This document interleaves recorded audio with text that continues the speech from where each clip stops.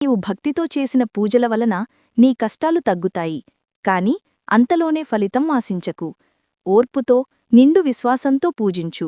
లక్ష్మీదేవి దయచూపినప్పుడు నీ ఇంటిలో అష్టైశ్వర్యాలు నిండుతాయి అని చెప్పాడు.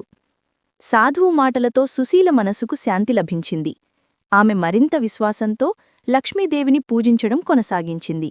ఒకరోజు రాత్రి ఆమె కలలో లక్ష్మీదేవి ప్రత్యక్షమై, అమ్మా, నీ భక్తికి నేను సంతోషించాను.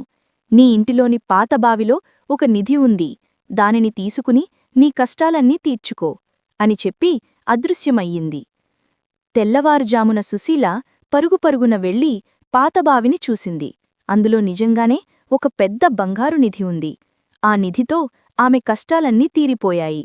ఆమె భర్తకు మంచి వైద్యం చేయించి పిల్లలకు మంచి జీవితాన్ని ఇచ్చింది. అప్పటినుండి సుశీల లక్ష్మీదేవిని మరింత భక్తితో పూజించడం ప్రారంభించింది.